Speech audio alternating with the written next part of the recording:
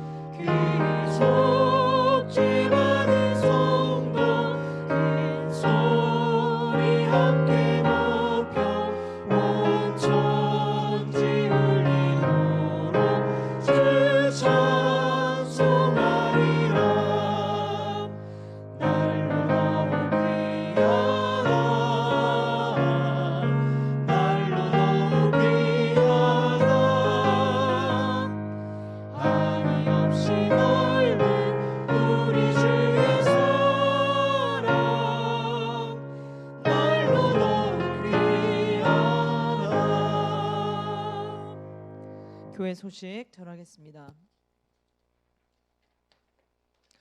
어성경 우리 구약 수료증 신청 받습니다. 아래를 참고하셔서 필요하신 분들은 신청해 주시기를 부탁드립니다. 신약 어성경 신청도 받습니다. 1월부터 목요일 날 매주 목요일 시작하는데요. 원하시는 분들은 헌금대에 있는 신청서 위에 이름을 써주시기를 바랍니다. 이번 주 토요일 9일 9시에 김장합니다. 점심에 수육을 준비한다고 하니까요. 오셔서 함께 또 교제 나누시고 또 협력해 주시고 점심 때만 또 등장하지 마시고요. 아침부터 오셔서 함께 해주시기를 부탁드리겠습니다. 아래 있는 우리 지체들 기도 제목들을 봐주시고 12월 한 달 힘써 더 하나님 앞에 기도의 자리에 서기를 부탁드립니다. 같이 말씀 찾아보겠습니다. 역대하 20장입니다.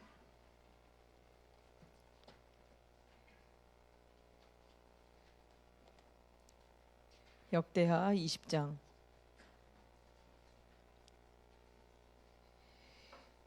14절부터 19절까지 말씀입니다. 역대하 20장 14절부터 19절 말씀입니다. 교독하겠습니다. 여호와의 영이 회중 가운데에서 레위 사람 야하시엘에게 임하셨으니 그는 아삽 자손 마따냐의 현손이요 여이엘의 증손이요 브나야의 손자요 스가랴의 아들이더라.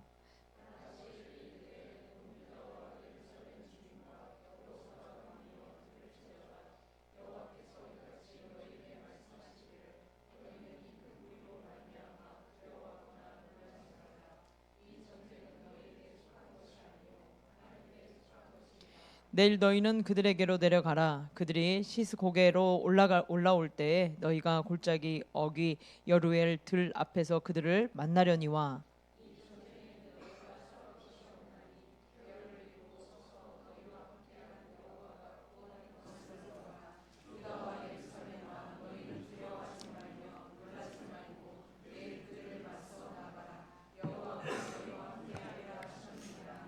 여호사밧이 몸을 굽혀 얼굴을 땅에 대니 온 유다와 예루살렘 주민들도 여호와 앞에 엎드려 여호와께 경배하고 함께 읽습니다. 그아 자손과 고라 자손에게 속한 레위 사람들은 서서 심히 큰 소리로 이스라엘 하나님 여호와를 찬송하니라. 아멘. 여호사밧 다섯 번째 말씀인데요. 어려울 때 해야 할 일이라는 제목으로 말씀 전하시겠습니다. 우리 옆에 분과 한번 인사 나눌게요. 깨어나야 합니다. 예, 깨어납니다.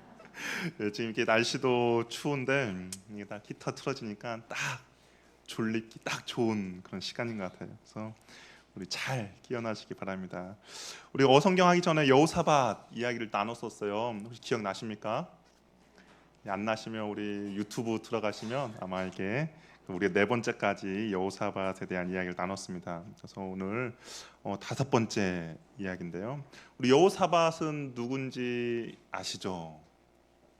예, 아셔야 합니다. 그래서 여호사밧은 하나님 앞에 잘 이렇게 서 있었던 왕이었고요. 여호사밧이 이제 실수한 것은 무엇이냐면 아합과 함께 손잡은 거죠. 그래서 아합과 함께 전쟁에 나갔다가 호되게 당하고 나서 여호사밧이 다시 이제 심기일전에서 하나님 앞에 바로 서 있는 그런 왕입니다. 우리가 세상을 살아가면 어려움은 한 번 정도 찾아옵니다. 나는 지금까지 살면서 어려움이 한 번도 없었어라고 말하는 사람 없어요. 뭐 경중의 차이는 있겠죠. 정말 죽을 듯이 힘들었던 어려움이 있던 사람도 있을 것이고 뭐 그 정도는 아니지만 그래도 우리의 삶 가운데 어려움은 있습니다. 여러 가지 어려움이 찾아와요. 그렇다면 하나님을 믿는 사람도 어려움이 찾아오는가? 이 하나님을 믿는 사람도 어려움이 찾아옵니다. 내가 말씀대로 살고자 해도 우리의 삶 가운데 어려움이 와요. 시련이 찾아오고 힘듦과 어려움과 고난이 찾아옵니다. 오늘 요즘 우리가 욥기 큐티 말씀하잖아요. 계속 보는 것처럼 욥도 특별히 하나님 앞에 잘못한 게 없었음에도 불구하고 그 앞에 고난이 찾아왔습니다. 이 성경을 보니까 성경은 오히려 의인이 더 많은 고난을 받는다라고 이야기를 하고 있습니다. 우리 시편 34편 19절 말씀을 보면 의인은 고난이 많으나 여호와께서 들으시고 그대 모든 환난에서 건지셨도다라고 되어 있습니다. 의인은 고난이 더 많다라는 거예요. 아무래도 하나님의 뜻대로 살고자 하다 보니까 이 세상이 가만히 내버려두지 않는다라는 거죠. 오늘 우리가 여호사밧을 보는데 여호사밧이 아까 이제 아합과 손을 잡고 나서 하나님께 한번 호되게 혼이 나고 나서 여호사밧은 하나님 앞에 정직하게 살고자 애썼습니다. 정말 말씀에 순종하고자 노력했어요. 그래서 자신만이 하나님 앞에 온전히 쓴 것이 아니라 자신이 통치하고 다스리고 있는 그 백성들까지도 하나님 앞에 온전히 잘 설 수 있도록 말씀을 잘 가르쳤습니다. 레위 사람들을 통하여서 제사장들 통하여서 두루 다니면서 여호와 율법을 가르쳤어요. 그리고 하나님의 공의와 하나님의 정의가 그 예루살렘에 온전히 흐를 수 있도록 재판할 때도 뇌물을 받지 않고 공정하게 재판하라고 명령을 내렸습니다. 전심으로 여호와의 도를 행했어요. 그리고 산당도 제거하고 아세라 목상들도 제거했습니다. 이 정도면 정말 하나님 앞에 온전히 잘 서 있는 왕이잖아요. 정말 하나님께 칭찬받아도 부족함이 없는 그런 왕입니다. 그런데 태평성대가 그의 삶 가운데 펼쳐져야 하는데 근데 그에게 어려움이 찾아왔습니다. 우리 1절 말씀을 한번 보도록 할게요. 20장 1절 말씀을 보니까 그 후에 모압 자손과 암몬 자손들이 마온 사람들과 함께 와서 여호사밧을 치고자 한지라라고 되어 있습니다. 세 나라의 연합군이 여호사밧을 공격하러 왔어요. 한 나라만 공격을 하더라도 정말 당황스러울 텐데 세 나라가 연합하여 쳐들어온 겁니다. 여기 1절 보면 그 후에라는 말이 있잖아요. 그러면 그 후에는 과연 어떤 걸까? 우리 19장 이게 하반절을 보면 특별히 19장 11절을 보면 너는 힘써 행하라 여호와께서 선한 자와 함께 하실지로다 하니라. 그러니까 하나님의 말씀을 이스라엘 백성들 잘 가르치고 그 말씀대로 잘 세우며 나가고 있을 때라는 겁니다. 근데 그때 그 여호사밧에게 어려움이 찾아왔다라는 겁니다. 우리 인생도 마찬가지인 것 같아요. 우리 인생도 내가 하나님 앞에 온전히 더 잘 서고자 할 때, 정말 내가 정직하게 하고자 할 때, 내가 주님 앞에 부끄럽지 않고 최선을 다하고자 살고자 결심하고 결단할 때, 그 우리 인생의 힘듦이 찾아온다라는 겁니다. 뭐 크고 작은 문제들이 겹쳐서 올 때가 있다라는 거예요. 연합군이 쳐들어온 것처럼 뭐 한 가지 어려움만 오는 것이 아니라 이 어려움이라는 것은 참 독특하게 한꺼번에 정말 첩첩산중으로 우리들 삶 가운데 찾아옵니다. 왜 그런지 이유는 잘 모르겠어요. 오늘도 왜 그 세 나라의 연합군이 여호사밧을 찾아왔는지는 말하고 있지 않습니다. 우리가 물론 시간이 지나면 하나님의 은혜구나, 하나님께서 나에게 복을 주시기 위해서 이런 일을 겪게 만드셨구나라는 것을 생각하게 되지만 당시에는 이해하기가 어렵습니다. 어떻게 보면 여호사밧도 이 힘든과 어려움이 이제 나중에 가면 하나님이 이런 승리를 위해서 이런 힘든과 어려움을 줬다라는 것을 볼 수 있겠지만 지금 현재 상황에서는 왜 이런 어려움이 왔는지는 알 수 없다라는 것이죠. 왜 나에게 이런 어려움이 생기는 거야? 왜 하필 나야? 라고 불평과 불만이 쏟아질 수 있습니다. 하나님을 원망할 수도 있는 거죠. 내가 하나님 위해서 더 열심히 살고자 했는데 이런 힘듦이 오는 거야. 그러다가 깊은 영적 침체에 빠집니다. 우리가 영적으로 힘들고 다운되는 이유가 뭐냐면 나는 전혀 예상하지 못한 어려움이 나에게 갑자기 찾아올 때라는 거죠. 내가 하나님을 더욱더 열심히 섬기는데 그렇다면 내가 더욱더 복을 받고 내 삶이 잘 이루어지지 않은데 더 힘든과 어려움이 찾아오면 우리는 깊은 영적 침체에 빠질 수밖에 없다라는 겁니다. 하나님 앞에 신실한 여호사밧이 직면한 문제는 쉬운 문제가 아니었어요. 그러면 왕으로서 정말 하나님의 백성으로서 우리가 이 문제를 어떻게 해결해야 하는가? 그렇다면 여호사밧은 이 자신에게 찾아온 어려운 문제를 과연 어떻게 해결했는가? 우리 3절 4절 말씀 우리 같이 한번 읽어보도록 하겠습니다. 같이 한번 읽겠습니다. 시작.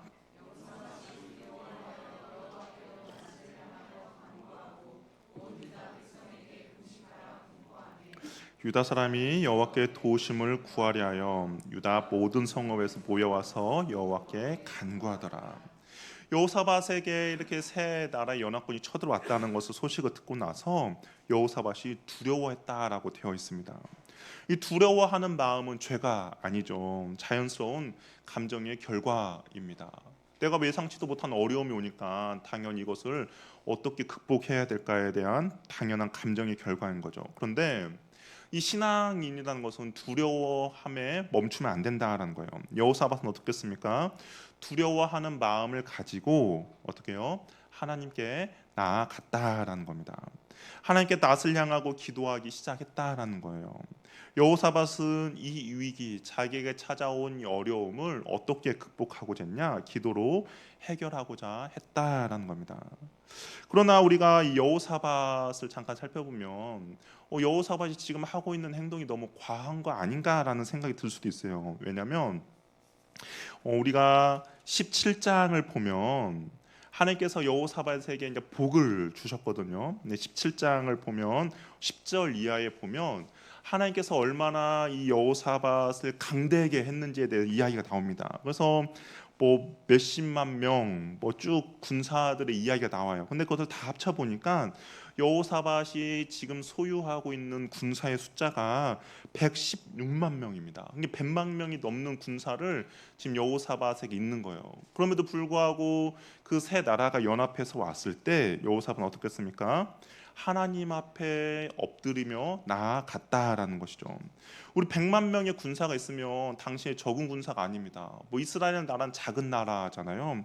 그럼에도 불구하고 100만 명 넘는 군사가 있음에도 불구하고 여호사밧이 인간적인 방법을 사용하거나 자신의 지혜나 자신의 그런 전쟁 전략을 사용한 것이 아니라 하나님께 엎드렸다라는 겁니다. 그러니까 일반적인 세상의 관점을 봤을 때 하나님 없이도 어떻게 한번 해볼만 할 수 있는 그런 자원과 병력이 있음에도 불구하고 그는 어떻게 인간적인 방법이 아니라 하나님의 방법으로 이 문제를 해결하기를 원했다라는 것이죠.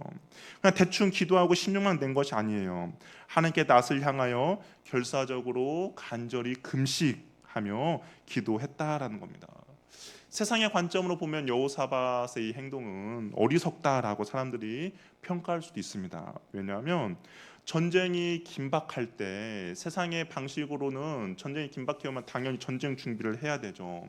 전쟁 물자를 모으고 그리고 전략을 짜고 그 연합군 세 나라의 연합을 막아낼 수 있도록 세상의 방법을 사용해야 합니다. 그런데 여호사밧이 한 것은 무엇이냐면 기도를 선택했다는 거예요. 세상의 방식과 전혀 맞지 않는 방식입니다. 우리도 종종 이런 소리를 들을 때가 있어요. 기도해서 뭐가 달라지냐라고 들을 때가 있습니다. 혹시 들어보셨습니까? 어떤 어려움이 생겼는데 막 세상의 방법으로 해결하는 것이 아니라 내가 기도하고 있더니 옆에 사람이 야 기도한다고 뭐가 달라지냐라고 이야기하는 거죠.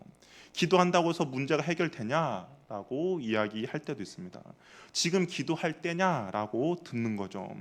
어리석고 나약하며 한심해 보일 수도 있는 거예요. 세상적인 관점으로 보면 여호사밧은 정말 나약하고 한심한 그 방법을 택했습니다. 하지만 여호사밧은 전쟁을 준비함에 있어서 가장 강력한 무기, 가장 큰 무기 바로 기도를 여호사밧은 선택했다라는 겁니다.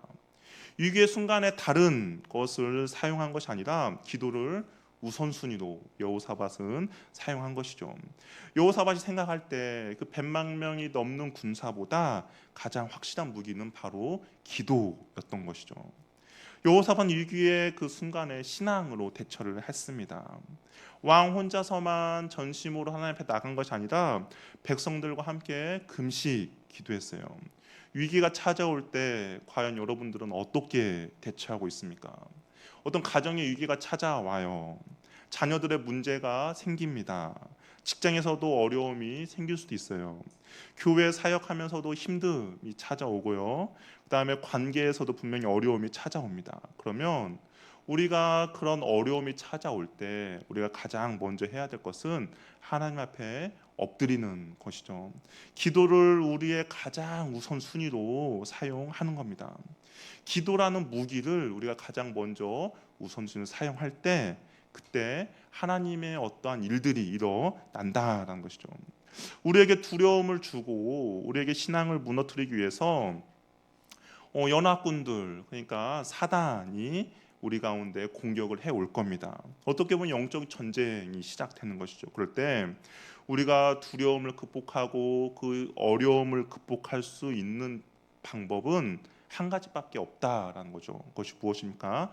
기도 외에는 답이 없음을 우리는 꼭 기억하시길 바랍니다. 내가 아무리 많은 어떤 자원을 갖고 있다 하더라도 내가 아무리 뛰어난 지혜를 갖고 있더라도 그것은 전혀 도움이 되지 않습니다. 우리에게는 기도만이 꼭 정답이라는 것을 기억하시기 바라요. 여호사밧은 근데 기도할 때 보니까 그냥 무작정 기도하지 않았어요. 두려운 감정만을 쏟아내지 않았습니다. 여호사밧이 기도한 방법은 어떤 방법이냐면 세 나라의 연합군보다 더 큰 여호와 하나님께 집중했다라는 겁니다. 우리 6절 말씀도 한번 같이 읽어보도록 하겠습니다. 우리 6절 말씀 읽어볼게요. 시작.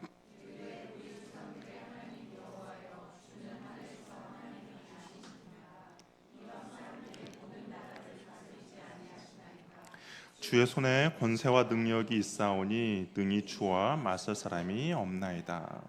이 여호사밧이 기도를 했는데 어떤 걸 기도했냐면 하나님께 집중하며 기도했습니다.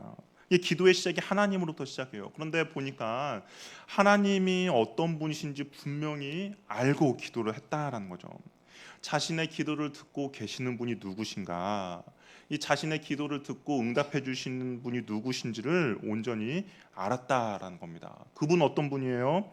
이방 나라까지 다스리시는 분입니다. 권세와 능력이 많으신 분이에요. 전능하신 하나님이라고 고백하고 있는 것이죠. 그러니까 나의 기도의 대상, 나의 기도를 듣고 계시는 분이 명확하게 알았다라는 거죠.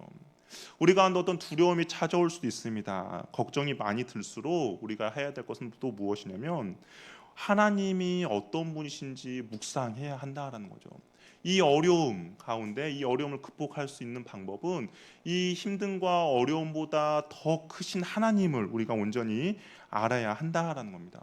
왜냐하면 이 불안과 근심과 염려에 사로잡히면 우리 마음 가운데 가장 먼저 찾아오는 것은 무엇이냐면 하나님에 대한 신뢰가 약해지는 것이죠. 눈앞에 바로 닥친 그 위기로 인하여서 하나님이 보이지 않을 때가 있습니다. 내 앞에 있는 어떤 큰 어려움을 인하여서 그 어려움이 나의 눈을 가리는 거죠. 그렇다면 나의 눈을 가리다 보니까 내가 믿고 따르는 하나님이 어떤 분이신지 보이지 않을 때가 있어요. 그러나 여호사밧은 어떻겠습니까? 근심과 염려에 사로잡히기보다는 하나님께 더욱더 집중하며 그에게 기도하고 있다라는 것이죠. 그러면서 또 여호사밧이 그 기도의 방법을 어떤 기도의 방법을 사용했냐면 하나님의 말씀 언약을 가지고 기도하고 있다라는 겁니다. 우리 7절 그리고 우리 9절 말씀도 한번 읽어볼게요. 한번 같이 읽겠습니다. 시작.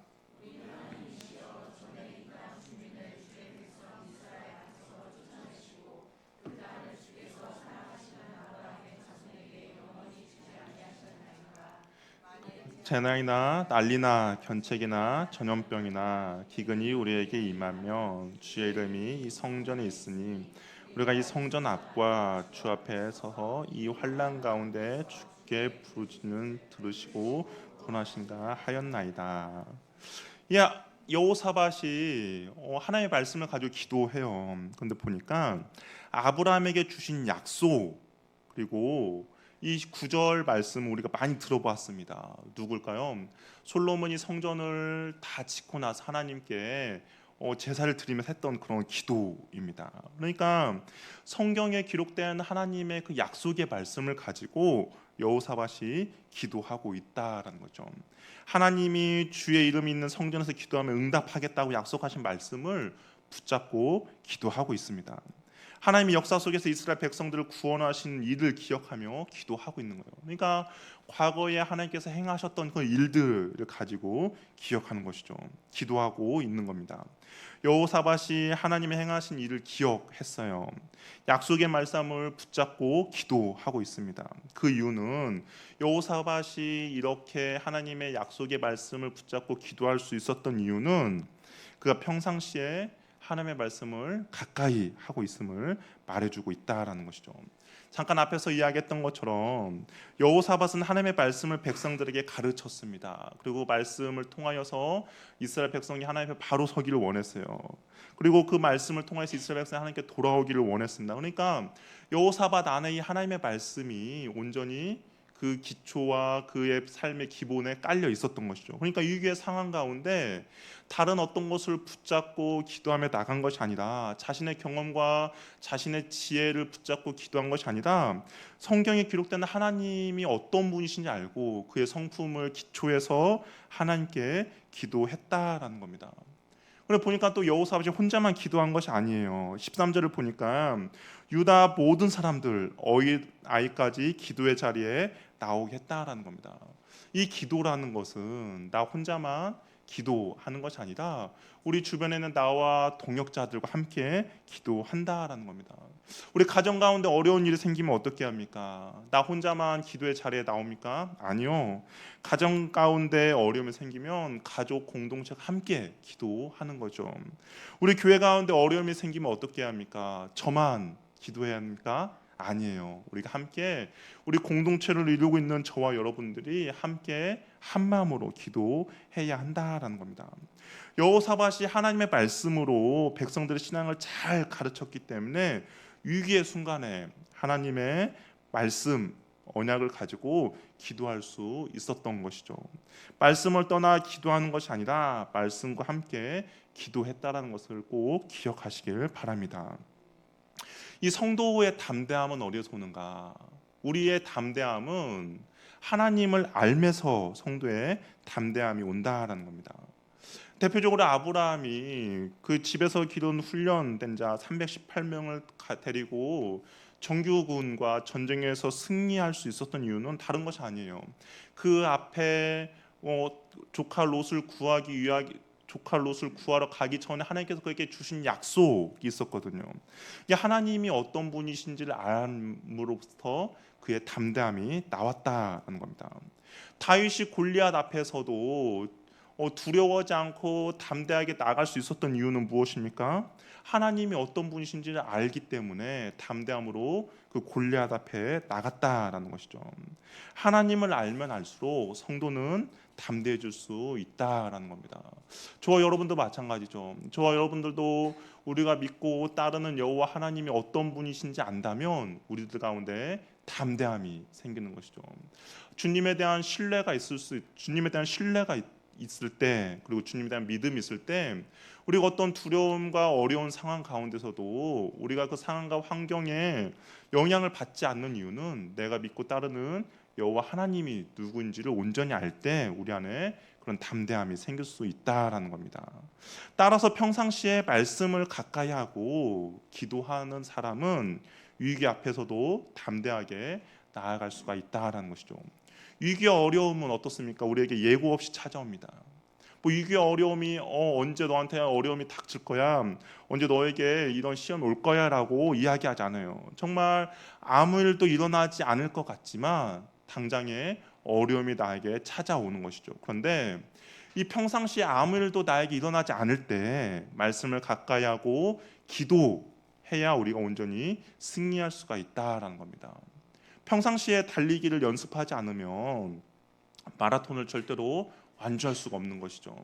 여러분 지금 당장에 42km로 뜁시다 하면 어떨까요? 못 뛰죠. 아마 1km 가다가 주저앉는 분들도 있을 것이고, 평상시에 조금 운동을 했다라는 사람은 한 10km 정도 뛸 수 있을 겁니다. 42km까지 완주는 할 수 없어요. 그럼 과연 우리가 언제 이게 42km 완주할 수 있겠습니까? 매일마다 조금씩 연습하면서 달리기 연습을 할 때 결국에는 완주할 수 있는 것이죠. 매일마다 5km, 10km, 20km 그렇게 한다면 우리가 온전히 완주할 수 있는 것처럼 평상시에도 내가 말씀을 가까이 하고 평상시에 내가 기도 생활을 했을 때 위기의 상황이 찾아왔을 때 우리가 그 위기의 상황을 말씀과 기도로 온전히 극복할 수가 있다라는 겁니다. 평상시에 말씀도 가까이 하지 않고 평상시에 기도도 하지 않는 사람은 위기의 상황 가운데 하나님 앞에서 말씀과 믿음으로 기도하는 일은 절대로 불가능한 것이죠. 그렇기 때문에 어려움이 찾아오기 전에 나 일상의 삶에서 주님의 말씀과 기도가 내 삶의 일부가 되어야 한다라는 것이죠.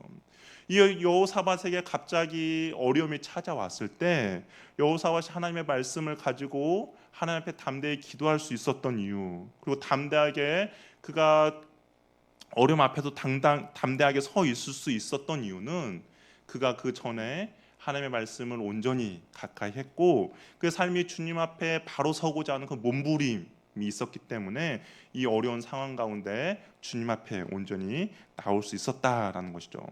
갑자기 찾아온 위기 앞에 우리가 담대하게 서기 위해서는 어려움이 찾아오기 전 이 평안한 날에 말씀과 기도로 여러분의 신앙들을 잘 세워 나가야 한다라는 겁니다.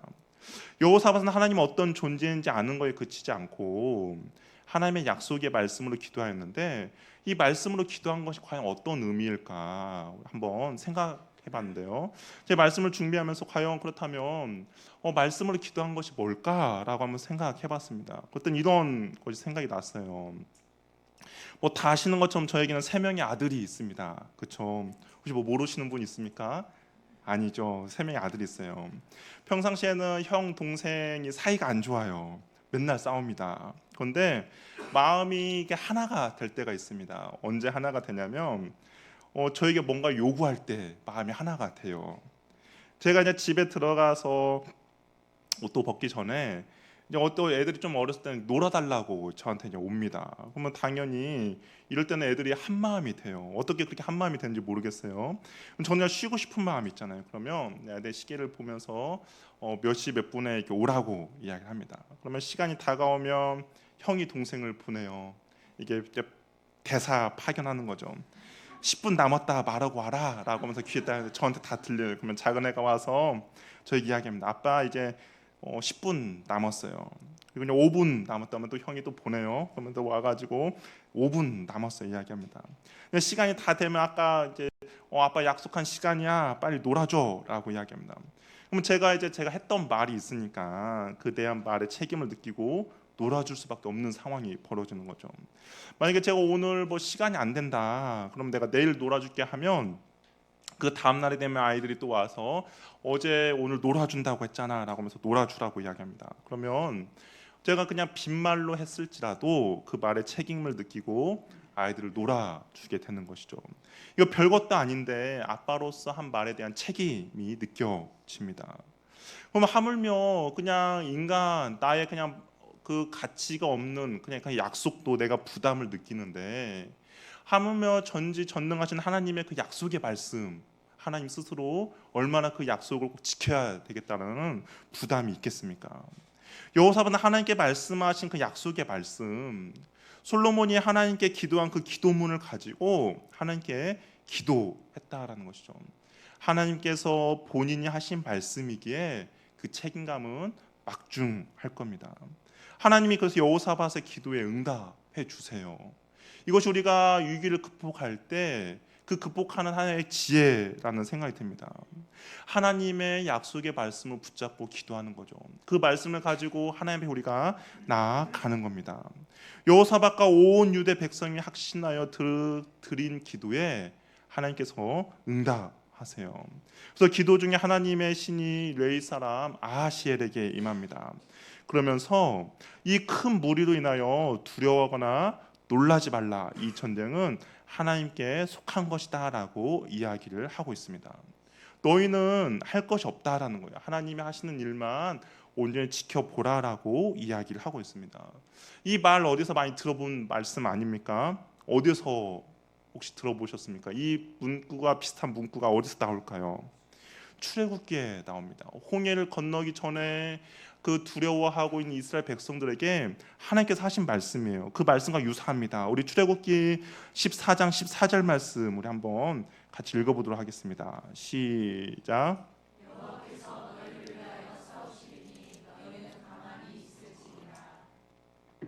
하나님께서 하신 말씀 그대로 하나님께서 또 비슷하게 이스라엘 백성들에게 이야기를 하고 있습니다.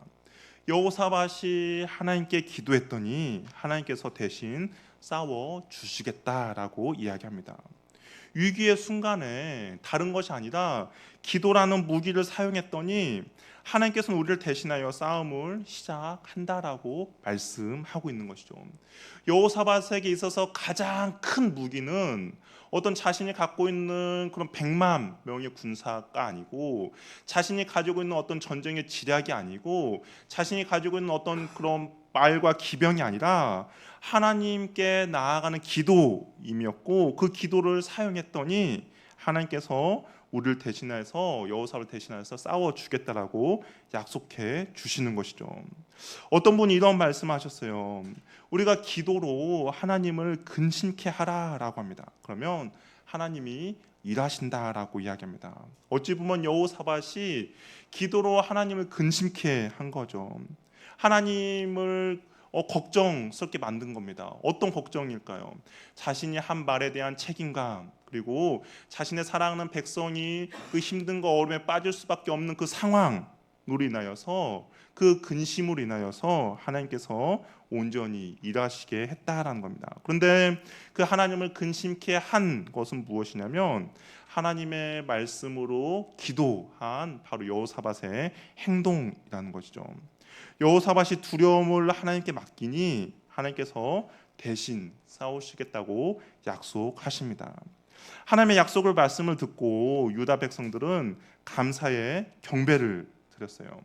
아직 이루어지지는 않았습니다. 이 하나님의 약속이 이루어지지는 않았죠. 그런데도 불구하고 이스라엘 백성들은 어떻게 했습니까? 하나님께서 행하실 것에 대한 믿음을 가지고 미리 감사하며 나가고 있다라는 겁니다. 우리가 어려움이 우리의 삶 가운데 분명히 있습니다. 내가 해결할 수 없는 어려움일 것이죠. 그럴 때 우리가 가장 먼저 해야 될 것은 하나님의 약속의 말씀을 붙잡고 하나님 앞에 엎드리는 겁니다. 기도할 때 하나님께서 일하실 것이기 때문입니다. 우리의 기도를 통해 하나님을 근심케 해서 하나님의 일하심을 경험하는 저와 여러분이 되기를 바랍니다. 그리고 이 기도는 나 혼자만 하는 것이 아니라 내 옆에 있는 지체와 함께 해 나갈 때 더욱더 큰 힘이 발휘한다는 것을 꼭 기억하시길 바랍니다. 나의 어려움에 기도가 있을 때 그것을 내 옆에 있는 지체와 함께 기도를 나누시기 바랍니다. 그럴 때 하나님께서 이 공동체 가운데 주시는 그런 은혜들을 분명히 경험하게 될 것입니다. 가만히 서서 여호와의 하나님의 행하시는 일을 바라보는 은혜가 저와 여러분에게 있기를 바랍니다. 하나님께서는 본인이 약속하신 그 약속을 반드시 이루실 것입니다. 그 주님을 믿고 신뢰하며 나가는 저와 여러분이 될 때 우리보다 먼저 앞서서 행하시는 그 주님을 경험하게 될 것입니다. 그 주님의 은혜를 날마다 누리는 저와 여러분이 되기를 바랍니다. 이렇게 찬송하며 우리 함께 나가도록 하겠습니다.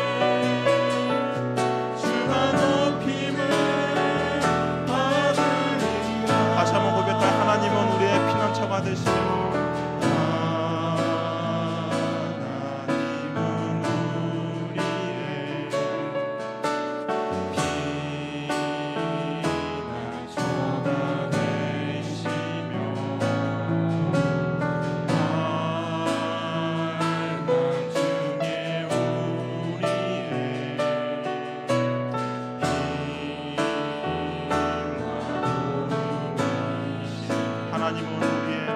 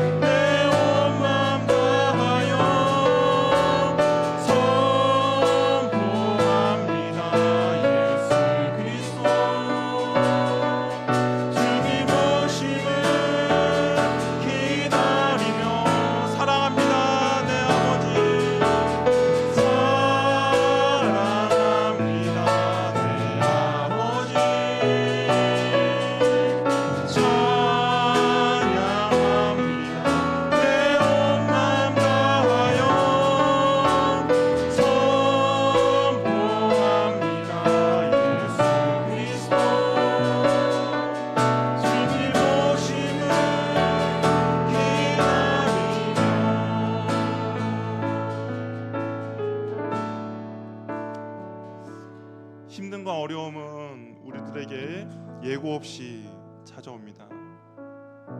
그럴 때 어떤 사람들은 낙심하고 절망하고 정말 다시 일어설 수 없을 정도로 넘어지는 사람이 있는 반면에 어떤 사람은 그 힘듦과 어려움도 넉넉히 이겨낼 수 있는 거죠. 그 비결은 무엇이냐? 내가 어떠한 무기를 사용하냐는 겁니다. 여호사밧의 힘듦과 어려움이 왔을 때 그가 선택한 첫 번째는 주님 앞에 온전히 나아가 엎드렸다라는 것이죠. 우리 시간 기도할 때 하나님, 그 힘듦과 어려움 가운데 내가 먼저 해야 될 것은 다름 아니라 주님 앞에 기도하는 것임을 우리가 알겠사오니 하나님, 내가 주님 앞에 기도하며 나아갈 때 이 힘듦과 어려움들을 주님께서 극복하고 승리할 수 있도록 우리에게 은혜 베풀어 주시옵소서. 주님께서 그 주의 백성들에게 말하신 것처럼 너희는 가만히 있어 주가 하나님 됨 알지라고 말씀하셨던 것처럼 하나님 내 삶 가운데 힘듦과 어려움 주님 앞에 올려드리오니 주님께서 여호와 하나님이 어떤 분이신지 우리에게 말씀해 주시고 가르쳐 달라고, 하나님 힘듦과 어려움 가운데 주님의 그 은혜를 경험해서 도와주시고 내가 좌절하거나 낙심하거나 넘어지는 인생이 아니라 온전히 하나님과 승리의 계가를 부를 수 있는 그런 은혜를 우리에게 허락해달라고 한번 주님 앞에 기도하며 나가도록 하겠습니다. 주여, 하나님 삶 가운데 힘듦과 어려움이 있을 수 있어요. 하나님 도저히 내가 어떻게 할 수 없는 어려움이 우리의 삶 가운데 닥쳐옵니다.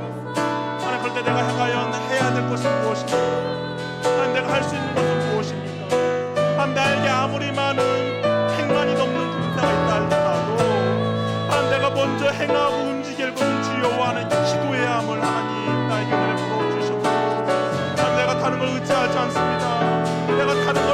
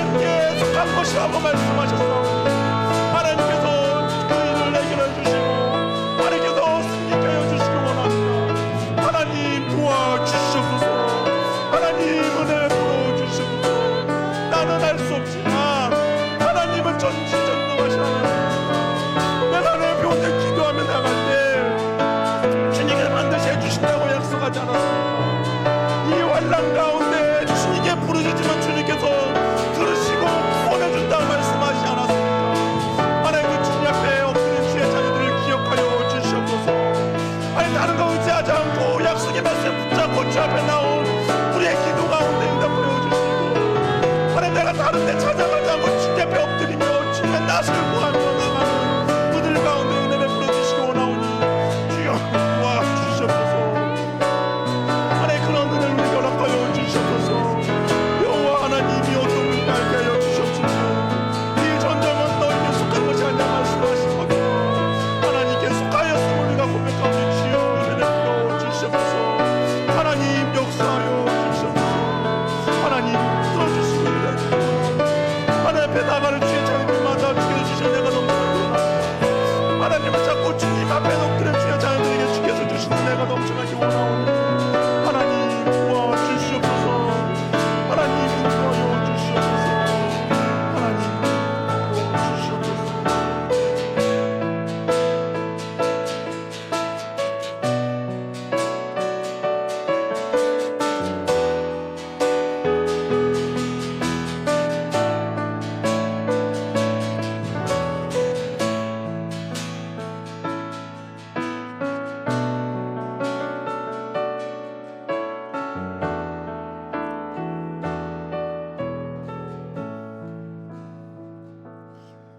사랑의 주님,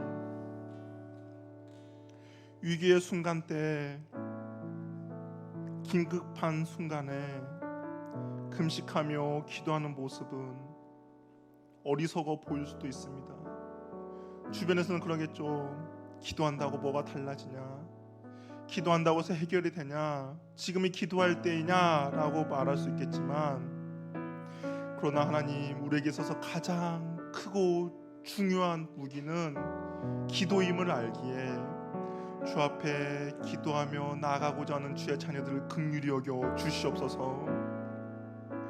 하나님 우리에게 가정의 위기가 찾아올 수도 있습니다. 자녀의 문제들이 우리의 기도 제목이 될 수도 있고, 직장에서 또한 여러 가지 사역하면서 힘든과 관계와 재정의 어려움이 찾아올 수도 있습니다. 그럴 때마다 기도를 우리의 우선순위로 사용하며 나가는 주의 자녀들을 하나님께서 긍휼히 여겨주시고 불쌍히 여겨 주시옵소서. 하나님 우리가 주의 말씀을 붙잡고 나갑니다. 하나님께서 하신 그 언약의 말씀을 붙잡고 나갑니다. 이 환난 가운데 주께 부르짖을 때 주께서 들어주신다라는 그 말씀을 가지고 주 앞에 엎드리오니 하나님 그 말씀에 확답을 하여 주시고 그 하신 말씀에 응답하여 주셔서 주 앞에 엎드리는 주의 자녀들에게 하나님 역사하여 주시옵소서. 이 전쟁은 너에게 속한 것이 아니요 하나님께 속한 것이라고 말씀하셨사오니 하나님 우리의 힘듦과 어려움은 나의 문제가 아니라 하나님이 행하셔야 할, 하나님이 해결하셔야 할, 하나님이 역사하셔야 해결될 문제이오니 하나님 은혜 베풀어 주시고 함께하여 주시옵소서. 주님의 말씀을 붙잡고 주님을 온전히 신뢰하며 주님만을 바라보며 나가는 주의 자녀들에게 하나님 응답하여 주시고 역사하여 주시옵소서. 이제 오늘 주 예수 그리스도의 은혜와 하나님의 사랑과 성령님의 교제, 교통, 충만하심이 나의 지혜와 나의 힘과 나의 능력을 믿는 것이 아니라 기도를 최고의 무기로 삼아 주 앞에 엎드려 기도하고자 하는 주의 자녀들에게 이제로부터 영원토록 함께 있을지어다. 아멘.